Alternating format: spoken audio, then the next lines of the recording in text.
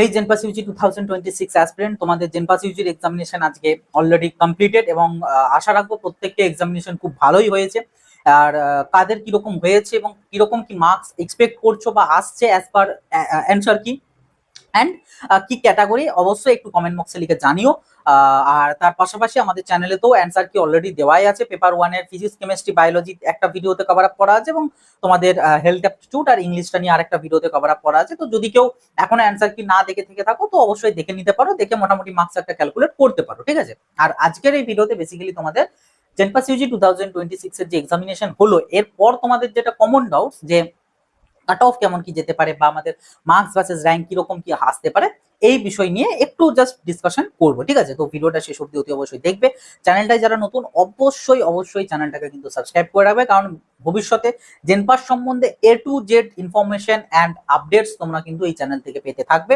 পারলে তোমরা জেনপাস ইউজি 2025 এর প্লেলিস্ট দেখতে পারো, একদম তোমরা মানে বুঝে যাবে যে কিরকম লেভেলের হেল্প অ্যান্ড সাপোর্ট এই চ্যানেল থেকে পাবে। যেমন সেটা তোমাদের মার্কস ভার্সেস র্যাঙ্ক বা কাট অফ রিলেটেড তো থাকছেই, রেজাল্ট সংক্রান্ত তথ্য বা তোমাদের আফটার রেজাল্টে তোমাদের কাউন্সেলিং এর A to Z ইনফরমেশন, সেটা রিকোয়ার্ড ডকুমেন্টস হোক, কাউন্সেলিং এর প্রসেস হোক, বিভিন্ন রকম স্ক্যাম আমাদের এই বিশেষ করে জেনপাসের ক্ষেত্রে চলে, সেই সমস্ত স্ক্যামের ব্যাপার আছে। ডাইরেক্ট অ্যাডমিশন নিয়ে বেশ কিছু তোমাদের মানে আর কি তথ্য শেয়ার করার আছে। তার পাশাপাশি কাউন্সেলিং এ তো A to Z জিনিস পাবে, চয়েস ফিলিং থেকে শুরু করে মানে A to Z একদম অ্যাডমিশন পর্যন্ত তোমাদের যাবতীয় যা যা জিনিস তোমাদের দরকার সমস্তটাই কভার আপ হয়ে যাবে এই চ্যানেল থেকে। তো অবশ্যই চ্যানেলটাকে সাবস্ক্রাইব করে নোটিফিকেশনে ক্লিক করে অলতে সেট করে রাখবে। ওকে, দেখো তোমাদেরকে যদি জেনপাস ইউজি 2026 এর পেপার নিয়ে যদি বলি, কারণ দেখো তোমাদের এই যে কাট অফ না, এই কাট অফ বলো বা মার্কস ভার্সেস র্যাঙ্ক বলো, ঠিক আছে, এই যে জিনিসগুলো এগুলো কিন্তু তোমাদের বেশ কিছু ফ্যাক্টরের উপর কিন্তু ভ্যারি করে, ঠিক আছে। মার্কস ভার্সেস র্যাঙ্ক এগুলো কিন্তু বেশ কিছু ফ্যাক্টরের উপর ডিপেন্ড করে। যেমন মেইনলি দুটো ফ্যাক্টর, একটা হচ্ছে পেপারের ডিফিকাল্টি লেভেল কিরকম, সেকেন্ড হচ্ছে ক্যান্ডিডেটদের পারফরমেন্স। ঠিক আছে, তো পেপার ডিফিকাল্টি লেভেল সেটা তো আমরা এখন বুঝেই গিয়েছি কিরকম। তোমাদের যদি আমি সাবজেক্ট ওয়াইজ যদি বলি তো সেক্ষেত্রে তোমাদের ফিজিক্স পেপার তোমাদের মোটামুটি ইজি হয়তো বলবো না, মডারেট টু ইজির দিকেই ধরতে পারো, মানে ঠিকঠাক আর কি। কেমিস্ট্রি এগেন সেম, ওই তোমাদের মডারেট লেভেলেরই গিয়েছে। বাট বায়োলজি, ঠিক আছে, বায়োলজি এটা একদমই ইজি বলা চলে, খুব একটা বিরাট হার্ড কিছু ছিল না। ইংলিশ যদি বলি বেসিক ইংলিশ সেটাও তোমাদের মোটামুটি ইজি, একদমই গ্রামার বেস, মানে নর্মাল টাইপের কোশ্চেন্স। আর মেনলি সেটা হচ্ছে হেলথ অ্যাপটিটিউড। এই হেলথ অ্যাপটিটিউড তোমরা যতটা হয়তো ভেবেছিলে অতটাও সেরকম হয়নি, এটাও একদম ফার্স্ট টাইম এক্সাম, তাও এটাকে ইজির খাতাতেই ধরা হচ্ছে, ঠিক আছে। মানে মডারেটও বলা যাচ্ছে না, ইজির দিকেই। কারণ তোমাদের বায়ো যাদের হয়তো মোটামুটি ভাবে কনসেপ্ট ক্লিয়ার বা মোটামুটি ভাবে তোমাদের হয়ে আছে, তারা হেলথ অ্যাপটিটিউডটা ইজিলি করতে পারবে।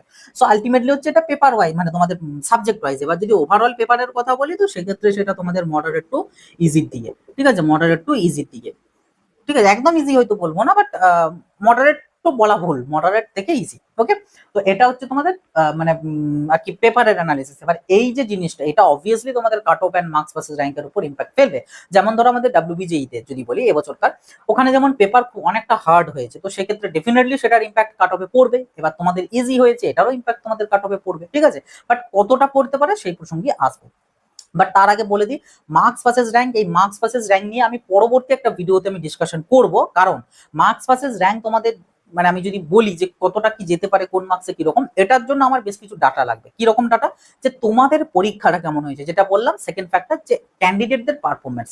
কারণ দেখো তোমাদের হয়তো পেপারটা তোমাদের ইজি গিয়েছে, ঠিক আছে, কিন্তু ইজি যাওয়া সত্ত্বেও যদি তোমরা যারা পরীক্ষা দিয়েছো তোমরা হয়তো সেই রকম ভাবে পারফর্ম করতে পারো না, সেটা বিভিন্ন রিজনে হতে পারে। তো সেক্ষেত্রে অবভিয়াসলি ইজি থাকা সত্ত্বেও যে কাট অফ সেটা বিরাট কিছু পারবে না, বা মার্কস ভার্সেস র্যাঙ্ক সেটা বিরাট কিছু হাইয়ের দিকে যাবে না, যেমন যাই সেরকমই বা মোটামুটি একটা মানে ঠিকঠাক ভাবে যাবে।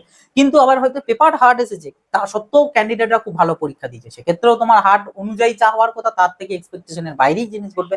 তো ক্যান্ডিডেট পারফরমেন্সটাও এখানে কিন্তু ইম্পর্টেন্ট একটা রোল প্লে করে। এবার আমি এখনো অব্দি মোটামুটি ওই অ্যারাউন্ড 10 জনের মতন আপডেট বা আর কি খবরাখবর পেয়েছি কিরকম কি মার্কস আসছে তাদের। তো এই জন্যই আমি তোমাদেরকে বারবার বলছি, অবশ্যই কমেন্ট বক্সে তুমি তোমার মার্কস, তোমার ক্যাটাগরি এটা অবশ্যই লিখে জানিও, যাতে একটা আমি আইডিয়া পেয়ে যাই যে কিরকম তোমাদের পরীক্ষাটা হয়েছে। অ্যান্ড তোমাদের যদি গোটা 50-60 জনেরও আমি যদি মানে এই তথ্যটা পাই, তাহলে ওটা ওভারঅল একটা আইডিয়া করে নেওয়া যাবে যে ultimately all over West Bengal all জেনপাস ক্যান্ডিডেটদের কিরকম কি যেতে পারে। ঠিক আছে, সো অবশ্যই কিন্তু তোমরা এটা জানাবে, এবং জানানোর পর আমি সেই অ্যাকর্ডিং একটা মার্কস ভার্সেস র্যাঙ্ক আমি ভিডিও বানিয়ে দেবো, এবং যে ভিডিওতে আমি তোমাদের প্রিভিয়াস 2-3 বছরের ডাটার সাথে এবছরকার একটা এক্সপেক্টেড ডাটা সেই নিয়ে আমি তোমাদেরকে অ্যানালিসিস করে দেবো এবং একটা আইডিয়া দিয়ে দেবো, সেভ মার্কস সেভ জোন নিয়েও আমি আলোচনা করবো। ঠিক আছে, বাট যদি জাস্ট এটুকু জানিয়ে রাখি, কাট অফ তোমাদের এবছর যেটা যাবে সেটা হচ্ছে 2025 এর মতন একদমই নয়। কারণ 2025-এ মানে ওটা ওটা একটা মানে টোটালি অন্যরকম জিনিস হয়েছিল, অনেক লেট এক্সামিনেশন, ক্যান্ডিডেটের সংখ্যা কম ছিল, অনেক কিছু ব্যাপার স্যাপার ছিল, এবং যে কারণে 2025-এ তোমাদের কাট অফ বিএসসি নার্সিংদের তো বোধহয় 19,000 এই সরি 1,900 সামথিংই বোধহয় তো শেষ হয়ে গিয়েছিল, যেটা এতটাও মানে হাই কাট অফ যায় না। কারণ ম্যাক্সিমাম স্টুডেন্ট আগের বছর ছিল যারা প্রপারলি জেনপাসের জন্যই বসেছিল, কিন্তু অন্যান্য বছর বা এই বছর এতে কি অনেক কিন্তু দামি স্টুডেন্টস আছে যারা কিন্তু হয়তো নিটও দিয়েছে, সাথে সাথে এটাও দিয়ে রেখেছে, বা নিটের যেহেতু আবার তো রিনিট আছে আগামী 21 তারিখে, তো তারপরে যখন কাউন্সেলিং হবে ততদিনে হয়তো এখান থেকে একটা সিট ধরে রাখবে, পরে ওটা ছেড়ে দিল, বা কাউন্সেলিং এখন পার্টিসিপেট করলো না, নিটের কিরকম কি হচ্ছে তারা জেনে গেল যে আমি তো আচ্ছা এখানে তো মোটামুটি ভালো জনে রয়েছে, তো এইদিকে আর ঘুরেও তাকাবে না। তো এরকম অনেক দামি স্টুডেন্ট আছে, কিন্তু 2025-এ এরকম দামি স্টুডেন্টের সংখ্যাটা অনেক কম ছিল, যে জন্য কাট অফটা অনেক হাই গিয়েছিল।